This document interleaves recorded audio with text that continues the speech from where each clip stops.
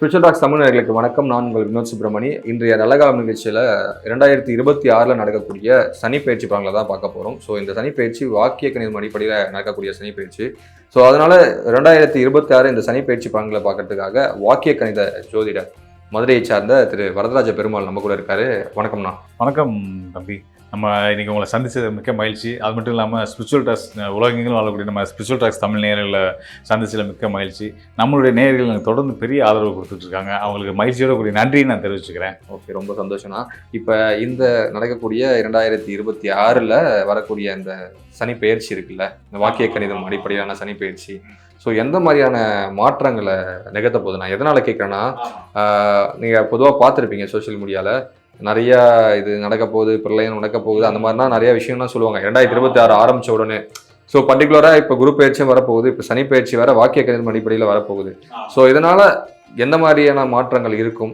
So அடுத்து தொடர்ந்து எல்லா ஒரு ராசிக்கும் சொல்லுங்கண்ணா. ஆமாம், கண்டிப்பாக. அதாவது நம்ம சனியுடைய பயிற்சி நிலை அப்படின்றது என்னன்னு பார்க்கணும். முதல் சனி இப்போ எங்கே இருக்கார் அப்படின்னு பார்த்தீங்கன்னா, கும்ப ராசியில் இருந்துகிட்டு இருக்காரு. கும்ப ராசியிலேருந்து மார்ச் 6ஆம் தேதி அவர் வந்து மீன ராசிக்கு போகிறார். அது மீன ராசி அப்படின்றது வந்து காலபுருஷ தத்துவத்தில் 12வது ராசி. அது குருபவனோட வீடு, சுபகரமான முழு சுபரான வியாழனுடைய வீடு தான் அந்த மீன ராசி, நீர் ராசி.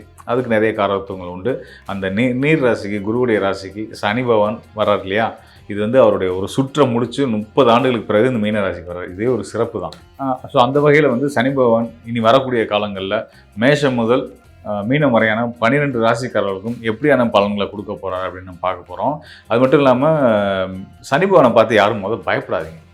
அவர் மேலே ஒரு கெட்ட பிம்பத்தை எல்லாரும் பதிய வச்சுருக்காங்க. சனியா அசுபர் அப்படின்னு நான் வீட்டிலேயே நிறைய பேர் நம்ம வீட்டில் இருக்கவங்களே வந்து திட்டுறதுக்கு கூட சனி பகவான் பெற சொல்லி அவனையெல்லாம் திட்டுவோம் இல்லையா. ஸோ அந்த மாதிரிலாம் வந்து ஒரு கெட்ட அபிப்பிராயத்தை பதிவு வச்சுருக்குமே தவிர்த்து எல்லா கிரகங்களுமே நல்ல கிரகங்கள் தான். சொல்லப்போனால் அவங்கங்க இருக்கிற இடத்த பொறுத்து தான் நல்லவங்க நல்லவங்களாக இருக்கிறதும் கெட்டவங்க நல்லவங்க மாறுறதுமா இருக்குது. ஸோ அந்த வகையில் சனியை பற்றி யாரும் பயப்படாதீங்க. சனியால் நல்ல யோக பலன்கள் இந்த பயிற்சிக்கு அப்புறம் வந்து எல்லாத்துக்குமே இருக்குது அப்படின்றத நான் வந்து சொல்லிக்கிறேன். சரிங்கண்ணா. ஓகே, தொடர்ந்து நம்ம வந்து ஒரு ராசிகளுக்குமான பலன்களை பார்க்கலாம்ண்ணா. கண்டிப்பாக கண்டிப்பாக.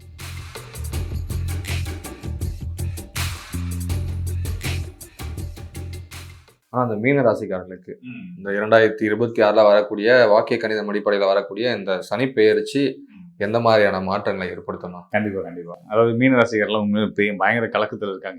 ஏழரை சனியில் இருந்துகிட்டு இருக்குமே, எங்களுக்கு என்ன மாதிரி ஜென்ம சனி வேறு வரப்போகிறாரு, நாங்கள் எங்கள் பாடு என்ன ஆக போதோன்னு தெரியலன்னு பயந்துக்கிட்டு கவலையில் இருந்துக்கிட்டு இருப்பீங்க. கவலையே படாதீங்க. சனியை பார்த்து நீங்களுமே பயப்பட வேண்டிய அவசியம் இல்லை. அதை மீன ராசிக்காரர்களும் துளியும் பயப்பட வேண்டிய அவசியம் இல்லை. ஏன்னு கேட்டிங்கன்னா, உங்களுக்கு ஸ்தான அடிப்படையில் சனி வந்து லாபத்தை கொடுக்கக்கூடியவர். உங்கள் செயல்கள்னால உங்களுக்கு வந்து முழு வெற்றியையும் லாபத்தையும் கொடுக்கக்கூடியவர் யாருன்னு கேட்டிங்கன்னா, நீதிமான் சொல்லக்கூடிய கர்மக்காரகன் சொல்லக்கூடிய சனி பகவான் தான். உங்கள் ராசிக்கு 11ஆம் இடம் மகர ராசி. 11ஆம் இடம்ன்றது வந்து லாபஸ்தானம். லாபஸ்தானத்துக்குரிய கிரகம் உங்கள் ராசியிலேருந்து உட்கார்றாரு அப்படின்னா உங்களுக்கு லாபங்கள் அதிகரிக்க போகுது. எந்த செயல் செய்தாலும் தொழில் சார்ந்த பொருளாதார லாபங்கள் மட்டும் இல்லாமல் நீங்கள் பிரதிபலன் பாராமல் செய்த எல்லா காரியத்துக்கும் எல்லா செயல்கள் மூலியமாகவும் நீங்கள் ஆதாயத்தை அடைய போகிறீங்க அப்படின்றத சொல்லலாம். தெய்வ பக்தி கூடும். இதனால் வரைக்கும் கோயிலுக்கே போகலை அப்படின்றவங்களுக்கு இனிமேல் வந்து நிறைய திருக்கோயிலுக்கான பயணங்கள் இயற்கையாக வந்து ரொம்ப செயற்கையாக இல்லாமல் ஒரு கட்டாயத்தின் பேரில் இல்லாமல் இவங்க இயல்பாக நடக்கிற மாதிரியான ஒரு சூழல் வந்துடும். நிறைய திருக்கோயில்களுக்கு போக ஆரம்பிப்பாங்க. இந்த இடத்துல நம்ம அவங்களுக்கு வந்து ஒரு வழிபாடே நான் இப்போயே சொல்லிடுறேன். ஏன்னு கேட்டிங்கன்னா, அவங்களுக்கு வந்து இந்த தெய்வ பக்தின்னு வரும்போது வந்து நான் இது எல்லா ராசிக்காரர்களுமே எடுத்துக்கலாம். தெய்வ பக்தின்னு வரும்போது வந்து சனி தொடர்புடைய தெய்வ பக்தி வரும்போது வந்து சிவனை நோக்கிய பயணம் இருக்கும். சிவன் வந்து பக்தியை கொடுத்துருவார். சிவ வழிபாடு, சித்தர் வழிபாடு இப்படின்னு போயிட்டுருப்பாங்க. அது வந்து பக்திக்கு சிறந்த ஒரு விஷயம் வந்து சித்தர் வழிபாடும் சிவ வழிபாடும். ஆனால் இல்லற வாழ்க்கையில் இருக்கக்கூடிய சராசரி மனித வாழ்க்கையை வாழ்ந்துட்டு இருக்கக்கூடிய நமக்கு வந்து பணம் முக்கியம், பொருளாதாரம் முக்கியம். அப்போ பொருளாதாரத்தை கொடுக்கக்கூடியது அப்படின்னு யாருன்னு கேட்டிங்கன்னா நாராயணர். இந்த பக்தி கூடக்கூடிய காலத்தில் சிவனையும் நாராயணரையும், அதாவது சங்கர நாராயணராக வழிபட்டால் மீனராசிக்காரர்களுக்கு இந்த வாழ்க்கை சிறப்பாக இருக்கும். இதை நான் எல்லாருமே கடைபிடிக்கலாம், தப்பே கிடையாது. நம்ம சிவனையும் பெருமாளையும் சேர்த்து வழிபடுறது சிறப்பான, அதாவது பக்தி சார்ந்த உயர்வை கொடுக்கும், பொருளாதாரம் சார்ந்த உயர்வை கொடுக்கும். ஓகே, இந்த சனி பயிற்சி காலகட்டம் மட்டும் இல்லை, பொதுவாகவே. ஆமாம். ஓகே, ஸோ இதை தாண்டி இவங்களுக்கு பொருளாதார முன்னேற்றம் இதெல்லாம் வந்து எந்த மாதிரி இருக்கும்? ஆமாம், அதாவது சனி வந்து நம்ம ராசியிலே அமர்றாரு அப்படின்னும் போது ஜென்மச்சனின்னு நம்ம சொல்லுவோம் இல்லையா. ஸோ ஜென்மச்சனி வந்துச்சுன்னு பயப்பட வேணாம். உங்களுக்கு நிறைய உழைப்பை கொடுக்க போகிறாரு. நீங்கள் வந்து 24 மணி நேரம் பத்தாமல் உங்களுக்கு வேலையை கொடுக்க போகிறாரு. உழைச்சிக்கிட்டே இருக்க போகிறீங்க இனி வர காலங்களில். அப்படி உழைச்சிக்கிட்டே இருந்தோம்னா என்ன ஆகும்? பணம் வந்துக்கிட்டே இருக்கும். அது ஒரு விஷயம் நடக்கும். ஆனால் இந்த சனி வந்து ராசியிலே உட்கார்றதுனால மனக்கலக்கமும் குழப்பமும் டிப்ரெஷனும் இருக்க தான் செய்யும். அதுவுமே கொஞ்ச நாளைக்கு தான், அதெல்லாம் சரியாயிடும். வேலை வேலை வேலைன்னு போயிட்டே இருந்தீங்க அப்படின்னா நீங்கள் குடும்பத்தை பார்க்கணும், உங்களுக்கான நிம்மதி, உங்களுக்கான தூக்கத்தை கவனிக்கணும், நிறைய விஷயம், உங்களோட ஆரோக்கியம் இருக்குது, உங்களோட மனசு விரும்ப விஷயத்தை நீங்கள் செய்யணும்.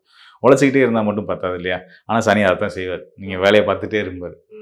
அது நல்லது, அது கூட நல்லது. ஆனால் என்ன ஒரு சிலருக்கு சனி ராசியில் வந்து அமரும்போது வந்து அது ஒரு லேசி பிளானட் இல்லையா? சனி ராகுலாம் சோம்பேறித்தனத்தையும் கொடுக்கும். இப்போ அப்படிப்பட்டவங்க என்ன, இப்போ இந்த மீன ராசிக்காரர்கள் வந்து கவனமாக இருக்க வேண்டிய இடம் என்னன்னு கேட்டிங்கன்னா, இவங்க வந்து படுத்தாங்கன்னா படுக்க வச்சிடும், அப்படியே ரெஸ்ட் எடுத்துகிட்டே இருங்க ரசா அப்படின்றோம். உழைச்சிட்டே இருந்தாங்கன்னா உழைக்க விட்டுக்கிட்டே இருக்கும், மனநிலை அப்படி மாறிடும். ஆமாம், அந்த மாதிரி மாறிடுவாங்க. அதனால படுத்து நம்ம காசு இல்லாமல் போராடுறதுக்கு உழைச்சி சம்பாதிச்சு அந்த உழைப்புல போராடிட்டு போயிடலாம், தப்பு கிடையாது. அதனால உழைச்சிக்கிட்டே இருங்க, உங்கள் வாழ்க்கை சிறப்பாக இருக்கும். சனிக்கும் அதுதான் பிடிக்கும், உழைக்கக்கூடிய மக்களை தான் சனிக்கு பிடிக்கும். அந்த அமைப்பு மீன ராசிக்காரர்களுக்கு வந்துருச்சு. ஸோ நல்லா உழைப்பாங்க, நல்லா சம்பாதிப்பாங்க. வெளிநாட்டு யோகமும் இருக்குது அப்படின்றதையும் நம்ம சொல்கிறேன். இன்னொரு முக்கியமான விஷயம் என்னென்னா, சனி வந்து 30 ஆண்டுகளுக்கு பிறகு உங்கள் ஜென்ம சனியாக அவங்க வந்து அமர போகிறாரு. 30 ஆண்டுகளுக்கு பிறகு நடக்கிறது ரொம்ப அதாவது நடக்கக்கூடிய நிகழ்வு தான். 30 வருஷத்துக்கு அப்புறம் அப்படின்னா எவ்வளோ பெரிய காலத்துக்கு முன்னாடி திரும்ப உங்கள் ராசிக்கு வந்திருக்காரு, பாசத்தோடு உங்கள் வீட்டுக்கு வந்திருக்காரு. சந்தோஷமாக வரவேற்று அவரை கொண்டாடுங்க. ஒரு தீபாவளி பொங்கல் எப்படி சிறப்பாக செலிப்ரேட் பண்ணுறோமோ, உங்களுக்கு பிடிச்ச நடிகர்களோட படங்களை எப்படி நீங்கள் செலிப்ரேட் பண்ணுறீங்களோ அந்த மாதிரி மகிழ்ச்சியாக இருங்க. மகிழ்ச்சியாக இருந்தீங்கனாலே சனி பகவான் உங்களுக்கு தொந்தரவு பண்ண மாட்டார். அது மட்டும் இல்லாமல் இன்னொரு சிறப்பு நடக்க போகுது. இந்த சனி பயிற்சியிலேருந்து ஒரு 1.5 மாதத்தில் வந்து பார்த்தீங்கன்னா, உங்களுடைய ராசிநாதன் குரு உச்ச பலம் பெற போகிறார். குரு உச்ச பலம் பெறுறது வந்து எங்கன்னா கடகராசியில். இப்போ உங்கள் ராசிக்கு 4ஆம் இடத்துல இருக்காரு, அங்கேருந்து அவர் கடகராசிக்கு பயிற்சியாகி வந்துடுவார். அங்கே வந்து கடகராசி வந்துட்டானா அவர் உச்ச பலம் பெற்றுவார். மீனராசியுடைய அதிபதி குருபவன் உச்ச பலம் பெற்றாலும் நீங்கள் மீன ராசிக்காரர்கள் பலம் பெற்ற மாதிரி தான். அது மட்டும் இல்லாமல் அவர் முழு பலம் பெற்று உச்ச பலம் பெற்று அவருடைய பார்வையும் உங்கள் ராசிக்கு கொடுக்குறாரு. அது மீன ராசிக்கு கிடைக்க போகுது. ராசிநாதனுடைய பார்வையே ராசிக்கு கிடைக்கும்போது உங்களுக்கு வந்து தெய்வ பலம் எக்ஸ்ட்ரீமாக வரப்போகுது. ஒரு எப்படி சொல்கிறதுன்னா, எப்படி இருந்தேன்னா இப்படி ஆகிட்டேன் அப்படின்ற மாதிரி நம்ம விவேக் டைலாக் மாதிரி ரொம்ப ஸ்ட்ராங்கான ஒரு பர்சனாலிட்டி ஆக போகிறீங்க. ரொம்ப எளிமையான நபராக இருந்தவங்க வந்து ஹல்க் மாதிரி ஒரு மிக வலுப்பெற்ற ஒரு மனிதராக மாற போகிறீங்க. இதெல்லாம் குரு அருளாலையும் சனியோட அருளாலையும் உங்களுடைய உடல் சார்ந்த விஷயத்தில் மட்டுமில்ல, பொருளாதாரம் சார்ந்த விஷயத்துலையும் நீங்கள் பயங்கர ஸ்ட்ராங்காக போகிறீங்க அப்படின்றதான் இந்த சனி பயிற்சியோட சிறப்பு. நான் ரொம்பவே சிறப்பாக இருந்தது, எல்லாருக்கும் பயனுள்ளதாக இருக்கும். ஆனால் நான் இதை தாண்டி இப்போ 2026 இப்போ வாக்கியப்படி வர இந்த சனி பெயர்ச்சி, ஏற்கனவே போன வருடமே வந்து 2025 வந்து நிறைய கான்ட்ரவர்சி ஆச்சு. இப்போ இதை கொஞ்சம் புரிதலுக்கு நம்மளுடைய ஆடியன்ஸ்க்கு கிளாரிஃபை பண்ணுற மாதிரியான விஷயங்களை தான் நான் கேட்க வரேன். என்னன்னா, இப்போ இது வாக்கிய கணித அடிப்படையிலான சனி பெயர்ச்சி, அந்த பலன்கள். ஸோ அது வந்து இப்போ 2025 போனது திருக்கணித அடிப்படையிலான பலன்களை வந்து கொடுத்துருக்கோம். ஸோ இதை கொஞ்சம் கிளாரிஃபை பண்ணிக்கணும் நம்ம ஆடியன்ஸ்க்கு. ரொம்ப எளிமையான விஷயம். 2 ஆண்டுகளுக்கு ஒரு முறை தான் வந்து சனி பகவான் ஒரு ராசியிலேருந்து இன்னொரு ராசிக்கு போவார். அந்த அடிப்படையில் வாக்கிய கணிதப்படி 2023 டிசம்பர் மாதம் பயிற்சியாக இருந்தார். இப்போ 2025 26 வந்துருச்சு, மார்ச் மாதத்தில் பயிற்சி ஆகிறார். கணக்கு கரெக்டு தான். ஸோ இது என்ன விஷயம்னு கேட்டிங்கன்னா, வாக்கியம் ஃபாலோ பண்ணுறவங்க இருக்காங்க, ஜோதிடர்கள் இருக்காங்க, மக்களும் இருக்கிறாங்க. திருக்கணித முறையை ஃபாலோ பண்ணக்கூடிய ஜோதிடர்களும் மக்களும் இருக்காங்க. ரெண்டுக்கும் சின்ன வித்தியாசங்கள் இருக்குது தான். ஆனால் என்ன விஷயத்தினால வாக்கியத்தை நம்ம ஃபாலோ பண்ணுறோம், திருக்கோயில்களில் வந்து திருநாளாறுல இப்போதான் வந்து இது இப்போ நடக்கக்கூடிய பேச்சை தான் சனி பேச்சை எடுத்துக்க போகிறாங்க. போன வருடம் நடந்ததை அவங்க எடுத்துக்கல.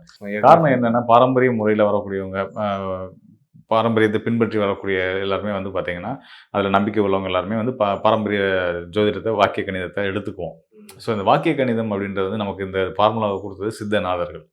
சித்தநாதர்கள் கொடுத்த கணிதத்திலேயோ அவங்க கொடுத்த எந்த ஒரு விஷயத்துலையுமே மாறுதல் செய்கிறதுக்கு யாருக்கும் அதிகாரம் இங்கே கிடையாது. அவங்களுக்கு வந்து ஆதியும் தெரியும், அந்தமும் தெரியும்.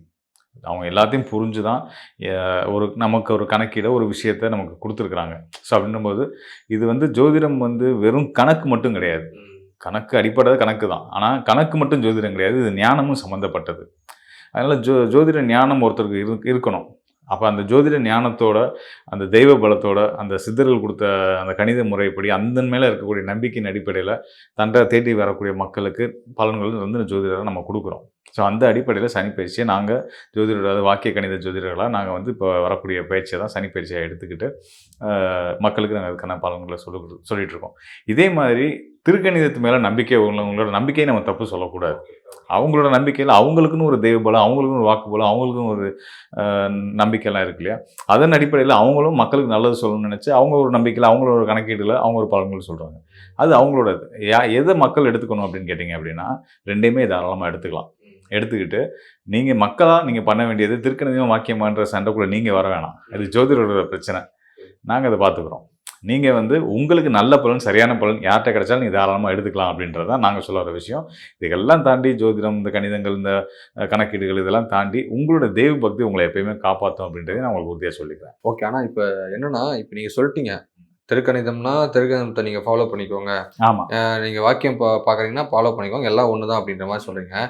இருந்தாலும் பலன்கள் வந்து முரணா இருக்குல்லண்ணா. ஆமாம். இப்ப வந்து திருக்கணிதம் அடிப்படையில ஏற்கனவே சொல்லிட்டாங்க. அப்போ ஒரு பலன்கள் சொல்லியிருப்பாங்க. இப்ப வாக்கியம் கணித அடிப்படையில இப்ப பலன்கள் நீங்க சொல்றீங்க. இப்போ ஒரு பலன்கள் இருக்கும்.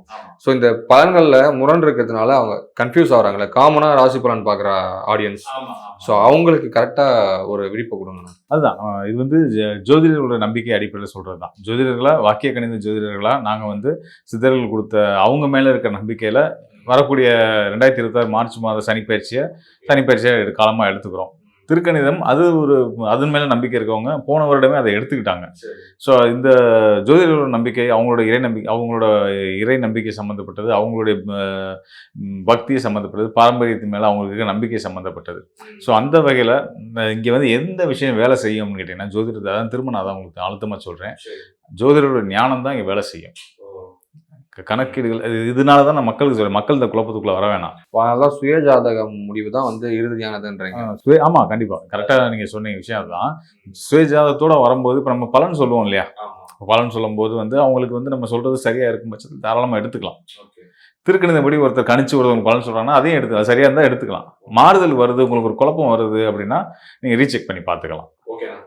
ஃபைனலாக வந்து இப்போ புரிஞ்சிடுச்சுண்ணா. இப்போ இது வந்து எல்லாமே ஒரு பொதுவான பலன்கள் தான். இது வந்து ஒரு இத்தனை பர்சன்டேஜ் தான் இதனுடைய பலன்கள் இருக்கும். ஆனால் சுயஜாதகத்தோட வந்தாங்கன்னா ரொம்பவே சிறப்பாக கண்டிப்பாக நீங்கள் சொல்கிறோம். ஆமாம். ஓகேண்ணா. ரொம்ப நன்றி. நன்றி.